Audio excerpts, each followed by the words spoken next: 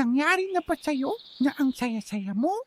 Tapos biglang malungkot, pati kang isang sim na biglang napalitan ng moodlet. Normal lang ba to? Oo, at ito kung bakit. Isipin mo, ang emotions natin ay parang mga moodlet sa The Sims. May happy, inspired, at minsan angry o sad. Sa teenage years, ang hormones natin ay parang nag-activate ng random cheats. Kaya ang mga moodlet na to, ang bilis magpalit. Para ding needs bar mo na biglang bumababa. Yung fun mo, puno kanina, tapos biglang pulaan na. Hindi ito bug. Ito ay sign na nagmamature ka. So paano ito i-manage? Subukan ng mood journal.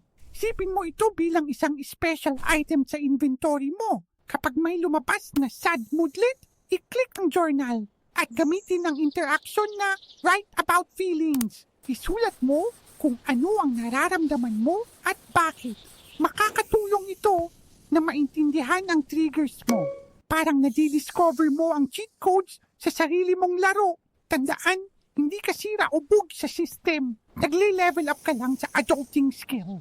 Kaya sa susunod na magbago ang mood mo, buksan lang ang iyong journal.